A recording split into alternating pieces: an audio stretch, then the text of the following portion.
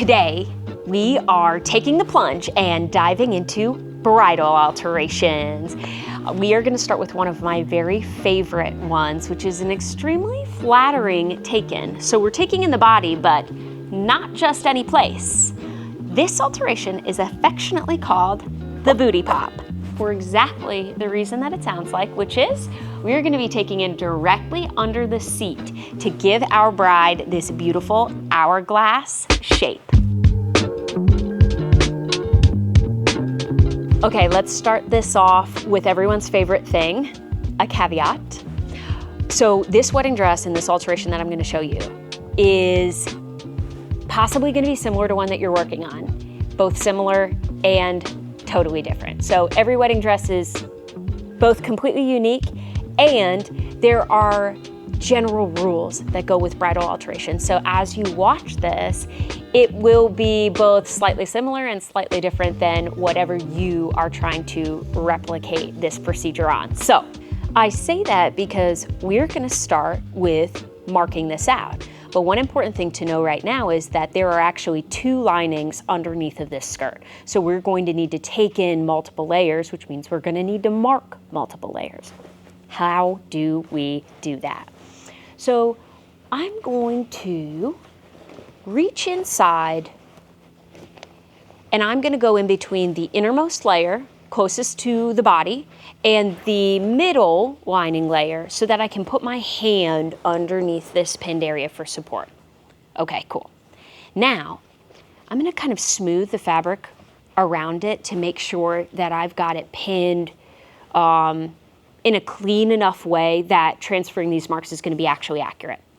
Now, I'm going to mark with my heat pen either side of the safety pin. So the safety pin is going directly through both layers where we're going to be taking in, and I'm going to make a mark where the metal comes through the fabric on each spot, and then I'm going to remove those safety pins and lay this flat. That's going to help me as I transfer the marks through the rest of the garment and the lining, because of course we aren't taking this garment in on the outside. We need to transfer all of this to the inside, but I find that this is the easiest way to go. So let's take all of these out, and then you'll really be able to see what it's going to look like. There we go, nice and clear so that we can see exactly where we're going to be taking that in. Now, the next thing I'm going to do is reach back inside in between the two lining layers on the inside. And what I'm going to do, let me see if I can show you this. I'm going to pull up this outer layer. What I'm feeling for is this seam on the lining. And I'm going to hold that with this other hand so that I'm matching up this seam with the exact same seam but placed on the lining directly below it. And the reason I want to do that is so that I can place a pin through each of my marks and then flip to the inside and again transfer those markings. That will allow me to sew each of these layers independent of each other, but also have them mimic each other.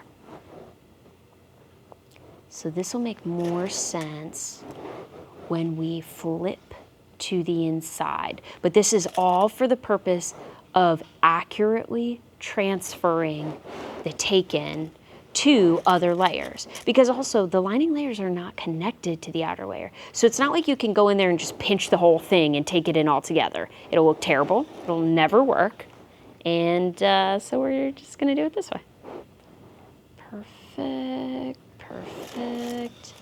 Also, important note, neither of these are flush, like coming directly into, top or bottom, coming directly into the seam. That's okay. We are going to, I don't want to say guess, but we are going to expertly decide where those points are merging in to make this a smooth transition from the seam out to the take-in. You could even consider this sort of a dart because of the shape, and then coming back out again. Now that I've pinned through to the lining, let's flip this so that you can see. So I'm gonna hold on right here, and I'm gonna hold on at the bottom, and I'm gonna try to pull it inside out. There. See how impossible it is to tell exactly where you actually are in here? So now I can see that I was a little off from holding this seam onto the seam on the outside, and down here I've got this little pucker, so again I can tell, but that's okay because I know the general positioning. So I'm going to make a little bit of an adjustment on my own here, and then if you're feeling unsure, you could always measure this as well, but I'm pretty confident about the balancing that I'm doing to make this match the inside. So I will reach inside to remove these pins, and then I'm gonna do the same thing again where I am just merging these marks in where I think they should go to give me a gradual take in and then take back out to where the original seam is. So let me reach in and remove these safety pins. I'm sorry, straight pins. And then I'm gonna check and make sure that both the inside and the outside are mimicking each other. So I've got this marked on the outside, and then I've got this marked on the lining. Perfect. And then I'm going to do the same thing again where I gently merge to the seam, and I am kind of roughly putting in those pen marks, but when I'm sewing, I'm just going to make sure that this is a clean, smooth merge in and merge back out. So now, if you prefer to safety pin this, straight pin this, why do I keep saying that? Then you can do that now before we head over to the sewing machine. Now, you might be wondering at this stage, what about that second lining you mentioned in the beginning? That's a great question. I typically leave the lining closest to the body alone in this segment, and then I'll do another fitting to see if the fabric bunches. But the reason that I do that is often that innermost lining is much more close fitting to the body already. They've left these outer layers to be a little more loose, and that innermost is going to be very thin and already cut closer to the body. So often we don't need to have that layer taken in. If I notice it bunching on the body later, I will do that. Now, important thing, we did mark the lining, but let's see if we can actually see these pen marks through to the other side. And if we can't, oh no good, we can. Typically with the white, we usually can. And so now, because I can see those marks, I'm not going to make them again on this side. I'm just gonna go ahead and pin out exactly what I can already see just barely through that white fabric.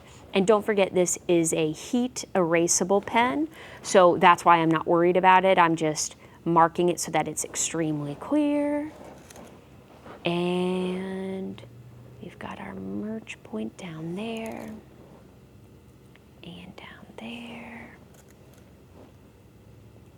And if this line is not straight, or at least smoothly curved, I'm going to make adjustments to force it to be, because this type of wedding dress style is intended to flatter the body, make it look smooth. And so even if we marked or pinned a line that was like we're not actually going to follow that. We're taking what we pinned on the bride, transferring the marks, and then making an executive decision on smoothing out that line to make sure it comes in and looks beautiful and comes out, because we don't want that seam to look lumpy on her. So we're pinned, we're marked on both layers. We are ready to just pop over and sew those quick seams. So we're over here at the machine. We're using our regular polyester 30-tex thread. And again, I'm starting way up at where the seam originally starts, or originally started before the take-in.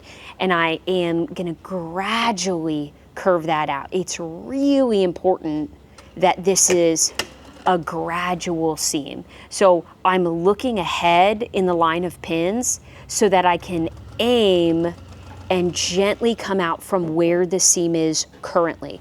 We are going to remove that stitching after this is sewn, but for right now, we want to keep it in place so that we have a really definite guide for where that seam started and how much we're taking in. So I'm stopping, pulling out the pins way before I get to the marking, and then keeping an eye on the original seam, which I would look at again as a full picture once I'm finished here. And we may even make adjustments before we go and try to press it out. Great, and then merging back in to where that original seam is and making sure that we backstitch and really lock that stitch in there. So let's see if we can tell how straight our line is. And here, see, we're coming in and we're coming back out. You know, I really like that. So what we're gonna do next is seam rip open the original stitching and then press this seam flat, and we'll have a really good idea of how this is gonna look on her. But before we do that, I'm gonna reach over and find my pinned lining. And while we're sitting here at the machine, I'm gonna do the same thing on that seam as well. When I'm working with straight pins as opposed to safety pins, straight pins, of course, are open all the time. And so I don't want to leave a bunch of straight pins in here and walk over to the iron. I'd rather get all of my sewing done so that I get those pins removed. Otherwise, I'm going to just hurt myself when I'm trying to smooth everything out at the iron.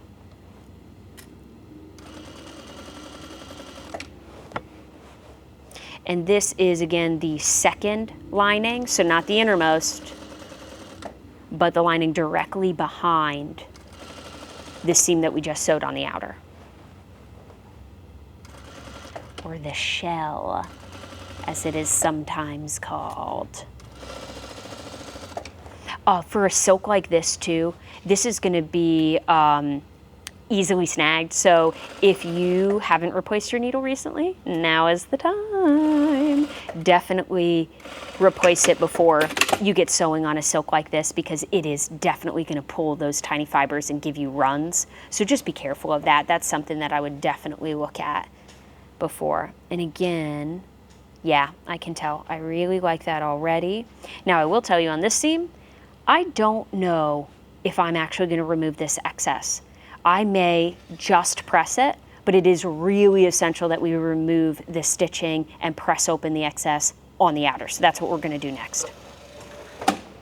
This is the shell again. I've got this, you're looking at the inside, and we're about to take out this seam, and I wanted to really show you why.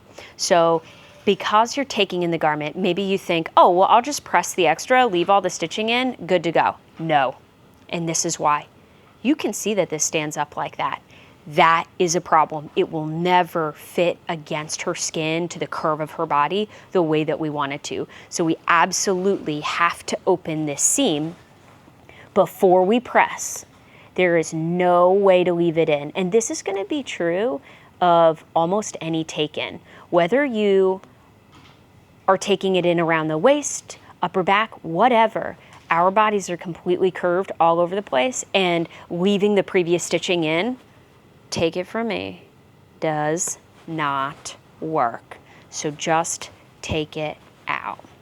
This is a little bit stretchy, so I'm cheating my seam ripping process a bit by pulling the stitches and then trying to kind of slide the thread off. This trick will often work relatively well with bridal, because I find that the bridal production, where the factories, where they're making them, they use kind of a slightly glossy thread. I don't know if that's intentional or what, because you would never see the internal thread unless you were me. But it's pretty and it's slippery, which is good for us because I think that makes the seam ripping go a little bit smoother and kind of just like with less pieces.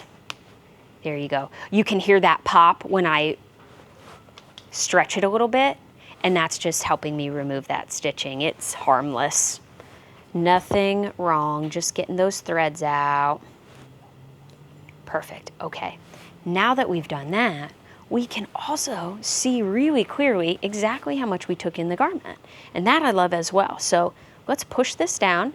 We can see the marks that we made on the outside now. And that's super helpful too, because look, we can see that we matched them up exactly. So all of this I think is important.